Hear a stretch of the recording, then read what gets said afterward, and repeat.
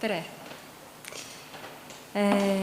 Ma viin teid teekonnale siis filmiarhiivi, kus me kahe väga eriilmelise projekti raames siis oleme digiteerinud filme ja vaadates seda siis filmikonservaatori pilgu läbi neid töid ja olles ise selle digiteerimisprojektide keerises, mis mõtted sellega seoses on tekkinud.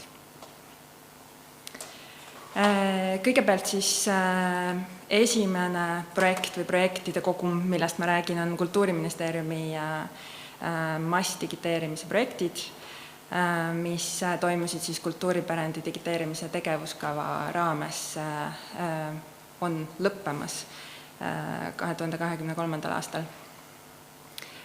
Ja nende raames siis digiteeriti filmi, foto, dokumendi, trükise ja esemepärandit ja siis Rahvusarhiivis dokumendi, filmi ja fotopärandit konkreetsemalt.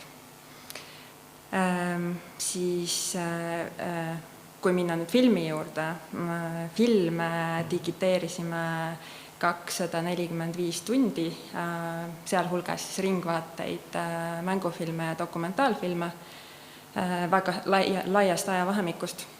40-ndatest alustasime ringvaadetega ja 93. aastani jõudsime dokumentaalfilmidega. Ja partneriteks sellel teel, kuna me hankisime teenust, digiteerimisteenust, siis olid India firma Prasad Corporation koos Ratus OÜ-ga ja siis kirjeldamisteenust pakkus filmi andmebaas. Filmipärandi digiteerimine koosnes kahest siis projektist, mis esmalt siis puudutas ringvaateid, 120 tundi jõudsime 40. aastast kuni 67. aastani välja ja sealt siis teise projektiga jätkasime lisaks veel ringvaateid kuni 73. aastani ja siis mängu- ja dokumentaalfilm ka sinna juurde. Filmi kogu filmiarhiivis koosneb 1000 tunnist 35 mm analoogfilmist. Selle hulgas siis 275 tundi on ringvaadete kollektsioon ja sellest siis antud projekti raames digiteerisime ja analüüsisime 140 tundi, kõik seda, mis puudutab siis ainult ringvaateid. Ringvaated jagunevad laias laastus 4. 20. aastatest Estonia filmi ringvaated, mis on üksikult säilinud tänaseni, siis Eesti kultuurfilmi ringvaated 30. keskpaigast kuni 40-ndani, millest on säilinud filmiarhiivis 350 nimetust. Ja siis kõige suurema osa moodustab Nõukogude Eesti ringvaade 40-88 aastani, siis Tallinnfilmi toodang, Tallinnfilm küll erinevate tootja nimede all, mis on siin välja toodud. Neid on säilinud arhiivis 1400 ühikut ringvaateid ja siis lõpuks Eesti Kroonika, mida toodeti uskumatul kombel 98. aastani analoogkandjal. Ehk siis kuni 98. aastani on ringvaated säilinud filmilindil, mitte videoformaadis ega ammugi mitte digitaalselt. Ja neid on siis Eesti Kroonikat säilinud 150 ringvaadet. Meie tegelesime projekti raames 40-ndatest alates siis 73. aastani kõige sellise tihedama ringvaadete tootmise ajaga. Et nagu te näete siin, siis 50-ndatel ilmus 50, pisut üle 50 ringvaate isegi maksimaalselt aastas.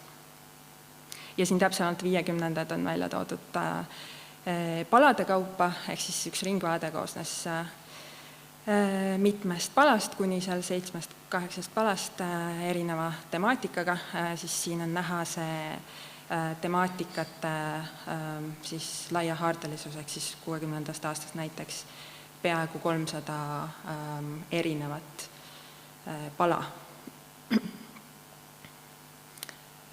Ja siis konkreetsemalt Tallinnfilmi toodanguga tegelesime, mis on nagu juba siin algustiitritest välja toodud, on näha väga eriilmeline. Ringvaade siis koosnes paladest, nagu öeldud, palad võisid olla sellised eriti esmalt 40ndate, 50ndatel väga sellise punasema sisuga, alates paraadidest, erinevatest üritustest, kongressidest, siis ka sellist tootmist kajastavad, aga ka sellist võis olla sellist mitmekesisemat sisu ja eri võtteid, näiteks siin te näete all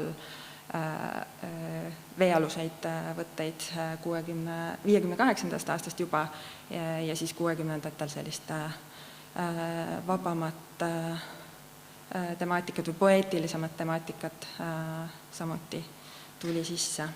Nüüd ma näitaksin lihtsalt, et sisse okei. Just, kas on heliga? Üks pala siis ringvaatest 67. aastast. Iga jõudis haripunkti Pärnu filminädal. Külaliste hulgas nähti Natalja Liviškot ja Inna Makarovat. Nõukogude Eesti kunstilise filmi üks esimesi nimesid Herbert Rapoport. Kinopublikaga kasutas võimalust vaadata ja arutada. Vabandage üks hetk, Pärnu filminädala poolt selline küsimus. Mis te arvate Eesti filmide kohta? Raske ütelda. Praegu läbi sõidult Pärnust. Eesti filmide kohta. Viimasel ajal on paranenud. Olen iga. Võiksid paremad olla. Eesti filmid on üldiselt hästi välja kukkunud. On ka puudusi.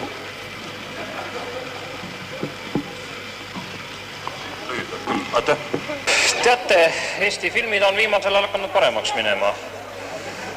Veel mõni aasta tagasi oli üldiselt nende suhtes veel arvamus võrdlemisi tagasihoidlik, aga viimased filmid on nagu hakanud juba meeldima.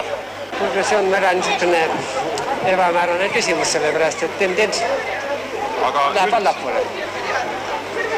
Üldiselt öelda, viimased filmid siiski on paremuse poole läinud.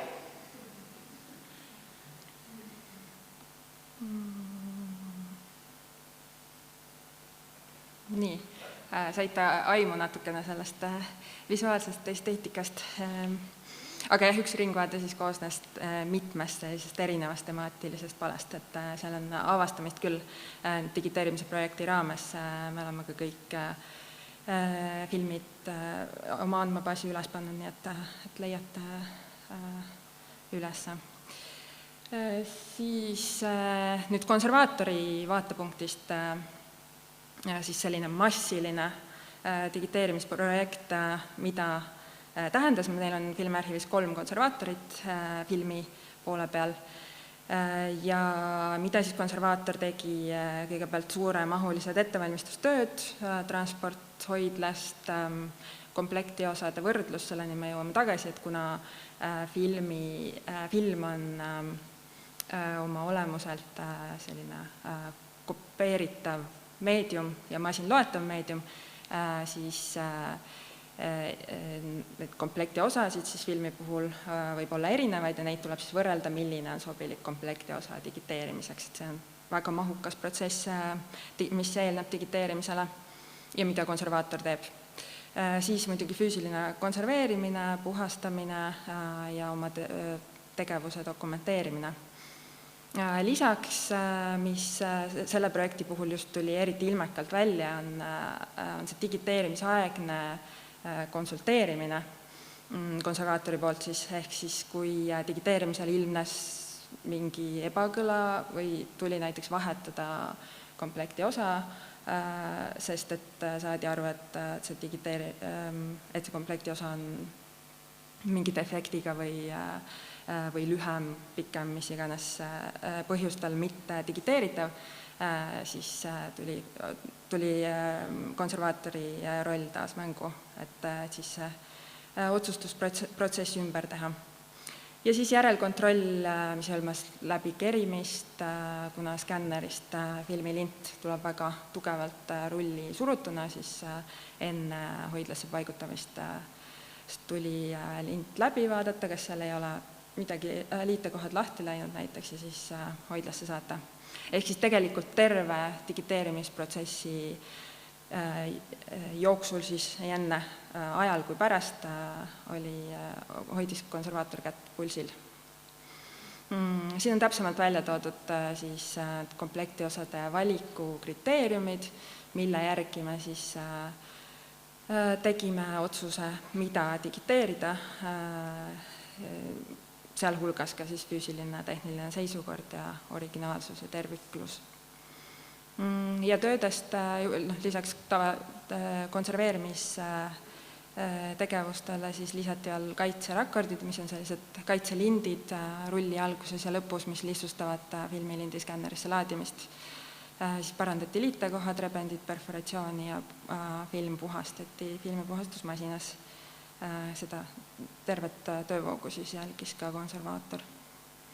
Kui tavaliselt film koosneb, siis siin ongi see komplektiosade skeem, siis negatiivist, millest valmistatakse tööpositiiv, mida monteeritakse, selle järgi monteeritakse siis ka negatiiv ja negatiivist siis kopeeritakse järgmised komplektiosad, duubelpositiiv, duubelnegatiiv ja positiiv on siis see komplektiosa, mida kinos sai vaadata, projitseerida. Ja siis sinna juurde tulevad siis erinevad helikomplektiosad lisaks. Ühesõnaga selline lihtsam skeem siin, millest film koosneb ja mida siis digiteerimisel, milliseid valikuid on võimalik teha, kui need kõik komplektiosadad on säilinud. Siin ongi näha siis üks võimalus erinevate komplektiosade tuvastamiseks, mida saab teha siis perforatsiooniavade põhjal. Nende tuvastamisel saab tuvastada filmi lindi põlvkonda, ehk siis mida hilisem põlvkond, seda rohkem kahjustusi, mis on tekkinud juba kopeerimise käigus või sisse kopeerunud siis. Ja selleks, et seda otsustusprotsessi lihtsamaks teha, siis eriti sellise massilise digiteerimise käigus tuli leida süsteem, 3 konservaatorit ka, et kuidas seda otsustamist hallata ja dokumenteerida. Ja selleks me siis lõime sellise otsustuspuu, mille alusel siis vastavalt sellele, millised komplektiosad on arhiivis säilinud sellest filmist, siis kuidas sealt edasi minna, mida mingil juhul valida. Selle järgi siis said konservaatorid hinnata, et mis mingil juhul siis teha või otsustada, kuidas. Hoidla logistika oli ka sellise massdigiteerimise puhul keeruline just seetõttu, et meie originaalkomplektiosad asusid Rakveres ja töö toimus Tallinnas, ehk siis tuli Rakverest pidevalt materjali juurde tuua ja samas ka siis osade komplekti-osadega, mis asusid Tallinnas, siis nendega võrrelda. Siin te näete tavalist siis ühte kaadrit, mis digiteerimine toimub kaadri haaval, ehk siis lõpptulemusena ühest filmirullist tekib 15 000 sellist üksikut kaadrit. Siin on see üks kaader, üks TIFF-fail ja me digiteerime siis selliselt, et on näha eelnevat ja järgnevat kaadrit, pisut külgedelt natukene neid perforatsiooniavasid ja siis optiline heliriba. mida ka tegelikult konservaator näeb oma kerimislaual, on terve filmilint.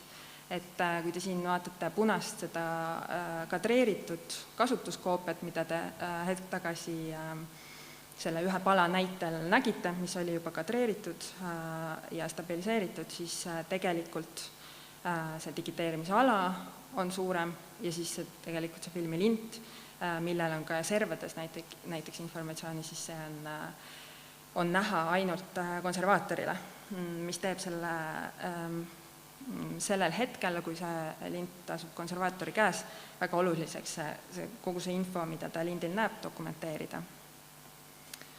Siin on kaks näidet tegelikult lindiservedest, siis, mis informatsiooni on võimalik lindilt välja lugeda, dateeringud, tootmisaastat, põhimikku ja muud. Sama näide.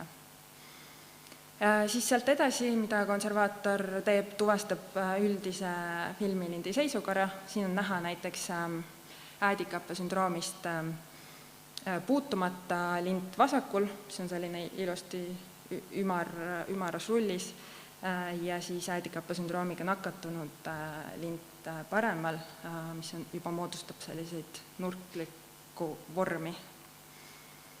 Ja mida on oluliselt keerulisem siis ka kerida ja peab jälgima digiteerimisel ka, et väga kiiresti mitte digiteerida. Siis tuvastame erinevad kahjustused, näiteks siin oksüdeerumised, redoks, täpid, liitekohad, vaatame üle, et need just selle põhjusel, et need skänneris lahti ei tuleks. Ja siin selline töö näeb siis välja kerimislaual, seda tehakse, keritakse ja kontrollitakse, dokumenteeritakse olukord. Siin on näha töövahendid ja perforatsiooniparandus näiteks antud juhul. Samuti vaatame üle erinevad rebendid, kas nad on püsivad, parandama vajadusel. Siis kleeplindid, mida on hästi palju, vanad kleeplindid eemaldame, puhastame ja siis antud juhul ongi see on vaja eemaldada, aga kui on näiteks liitekohtades kasutatud kleeplinte, siis need eemaldame eukalüptiõli ja etanooliga ja siis teeme uue liitekoha ja kontrollime seda, et on kindlalt kinni. Ja siis, kuna liimi liitekohti võib olla erinevaid, siis nii teibi kui liimiga, siis vastavalt sellele siis tegutsema, aga liitekohad kõik kinnitame ja puhastame. Vana kleeplinti võib ka olla perforatsiooni ümbruses, perforatsiooniparandustes, aga need jõuavad ka siis kaadrisse või kaadriserva, mistõttu siis ja mõjutavad seda digiteerimistulemust, mistõttu siis need eemaldame samuti. Ja vajadusel siis ka perforatsiooni avade juures olevaid rebendeid parandame, et need skänneris edasi ei rebeneks. Siin on veel üks rebendi parandus näha. Ja seejärel siis puhastame filmilindi filmipuhastusmasinas, mis järel lähebki filmipuhastusmasinast otse lint digiteerimisele. Erinevad siis skännerid on natukene erineva iseloomuga ja erinevate nõudmistega, mistõttu siis tuleb eriti järgida konservaatoril ka, et kas ta millise skänneri jaoks ta seda materjali ette valmistab. Ehk siis jah, selle massilise digiteerimisprojekti kokkuvõtteks olidki mahud siis 4 korda suuremad meie tavapärasest digiteerimise töövoost, mistõttu jah, oligi vaja selliseid otsustuskohtades selliseid lihtsustatud lahendusi, ehk siis otsustuspuud või siis näiteks kahjustuste atlas, mis aitas meid väga palju just selles ja kiirendas kahjustuste kirjeldamist ja andmete analüüsi siis andmebaasis. Ehk siis tuli leida sellised nutikad lahendused, et selle mahuga hakkama saada. Kuna ajapiirang oli ees projekti abikõlbulikkuse tõttu, et me ei saanud ka väga pikalt sellega tegeleda. Ja siis kahjustuste analüüsi jällegi positiivse külje pealt, mis massdigiteerimise projektidest välja tuleb, on need andmed, mida kogume.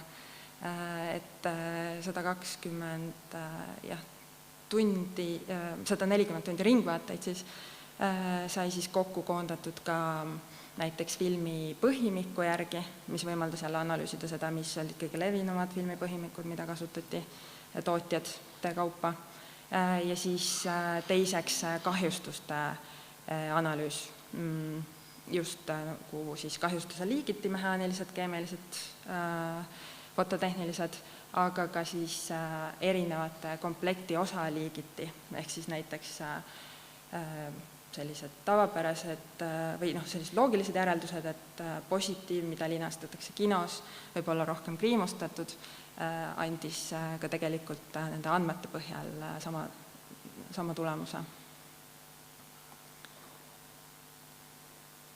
Ja nüüd teine projekt, Jüri Rummu restaureerimisprojekt, mille ma tahtsin siia sisse tuua lihtsalt võrdluseks, et ajaraam on peaaegu sama massdigiteerimise projektidega, küll alustasime natukene varem juba ja nende ettevalmistamisega. Aga siis maht, mis sellest tuleb, on tegelikult väga palju väiksem. Ehk siis üks mängufilm, üks tummfilm Jüri Rumm 1929. aastast Konstantin Märka filmiproduktsioonilt, millega me tegelikult küll mitte nagu igapäevaselt, aga järjepidevalt nüüd 3 aastat oleme tegelenud. 2020. aastast sai alustatud ettevalmistuse digiteerimisega ja nüüd oleme jõudnud digitaalse järeltöötluseni. 101 minutit on lõpptulem. Ja siin te näete palju suuremat komplekti osade skeemi, mis erinevalt näiteks ringvaatetest, mida ma varem näitasin, et tegelikult ühe filmi juurde kuulub väga palju erinevaid komplekti osasid ja nende allosasid siis. Tegemist on 10 rulli pikkuse filmiga, siis 10 rulli, 4. rull on puudu, ei ole teadaolevalt kuskil säilinud. Ja me siis digiteerisime negatiivi ja positiivi. Negatiiv on siis lõplikult Läti versioon, aga meil on olemas ka positiivi 3 osa, mis on Eesti versioonis säilinud.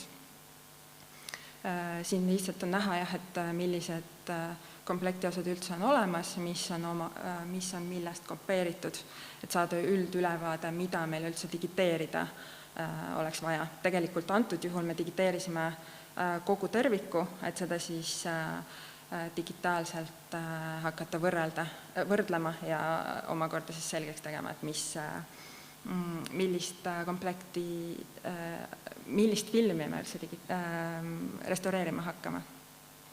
Nii, aga vaataks korra sisseelamiseks selle klippi ka. See on siis kadreerimata ja järeltöötlemata pildirida, aga et aimu saada, milline film on tummfilm, millele siis igal filmi vaatamisel esitati heli juurde laivis. Siin siis tutvustatakse peamisi tegelasi.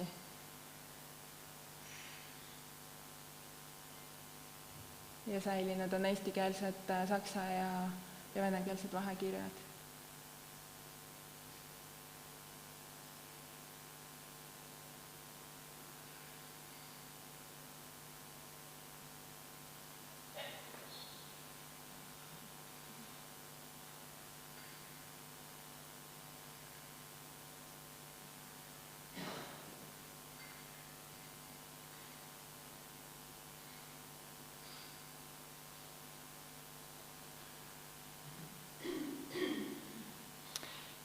Ja ka siin sellisel juhul on palju asju, mida tegelikult, kui kõik materjal digiteeritud saab, siis tegelikult sellest digiteeritud kujutisest ei ole näha.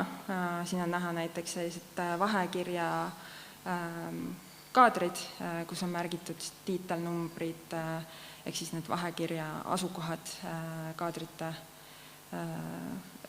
siis järgnevus, mida saab ainult külgvalguses näha. Ja siis mõned sellised tuvastamise, servakoodi tuvastamised, mida tuli ka teha või tuli jälgida väga täpselt, et ehk annab see filmilint ise kätte selle Eesti ja Läti versiooni siis vahed. Ehk siis on meil võimalik nagu filmilinde enda järgi eristada neid erinevaid versioone.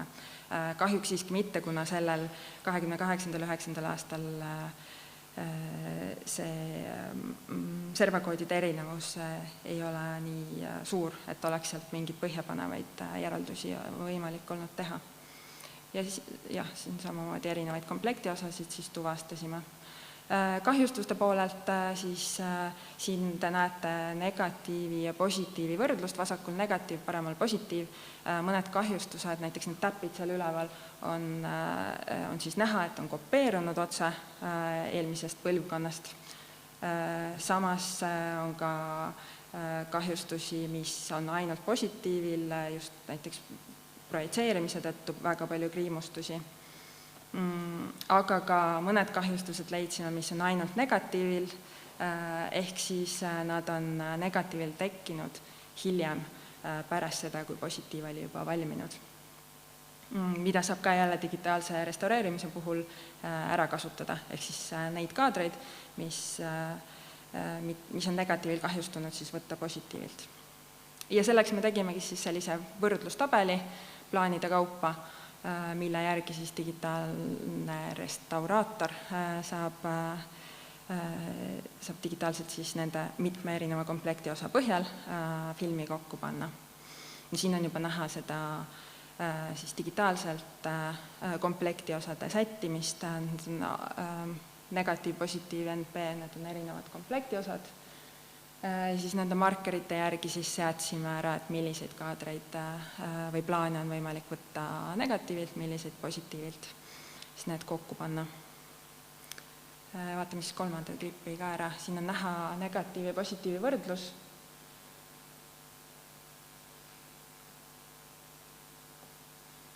Paremal positiiv, vasakul negatiiv, siis need mustad kohad on siis puudu vastavalt kas siis negatiivist või positiivist. Ehk siis on näha, et mõlemat komplekti-osa on vaja kasutada lõppversiooni kokkupanekul. Mõnes kohas on ainult mõned üksikud kaadrid puudu, positiivil on vahekirjad olemas, aga võib ka olla nii, et on pikemad plaanid negatiivilt või positiivilt puudu, mistõttu siis tuleb teist komplekti osa kasutada. Siin on siis Jüri Rumm vasakul ja tema isa.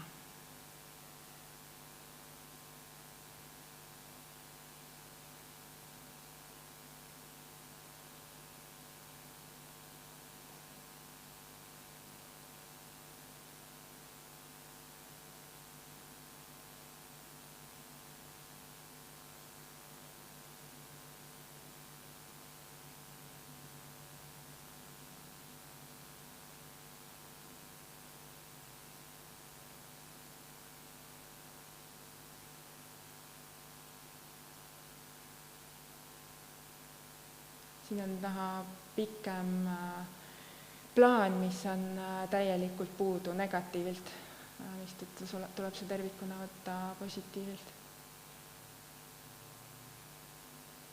Õnneks digitaalsed vahendid võimaldavad meil niimoodi mängida, et filmilinti mitte puutuda.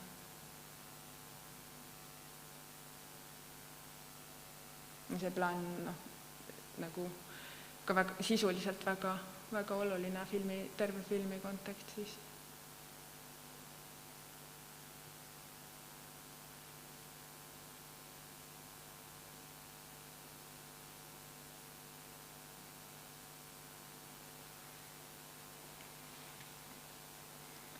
Nii, ja siis kokkuvõtteks nende mõlema projekti osas siis, mis filmikonservaatori või milliseid tähelepanekuid me oleme teinud filmikonservaatori rolli muutumisest, et erinevad tegevused siin reas.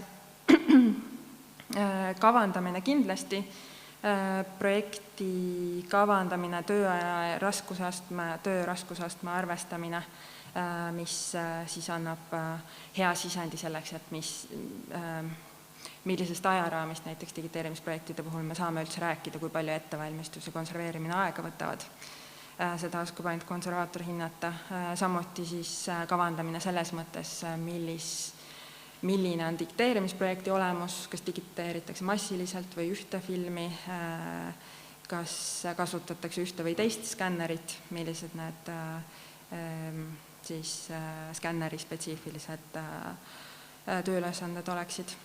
Siis hindamine, säilivuse hindamine jooksvalt, kahjustuste süvenemise tõlgendamine ja dokumentatsioon loomulikult just selle tõttu, et dokumenteerimise täpsusaste on tõusnud, dokumenteerime ka servakoode ja siis näiteks annab meile andmebaas juba ette siis faili nimed, mistõttu peab see dokumentatsioon eelnevalt konservaatori poolt olema ka võimalikult täpne, et see faili nimi õigesti siis igale diffile selles pildireas genereerida. Ja siis eelnev analüüs komplektiosade valikul, sellest juba sai pikemalt räägitud, sest enamasti ei ole võimalik ikkagi tervet komplekti digiteerida, nagu Jüri Rummu puhul meil õnnestus.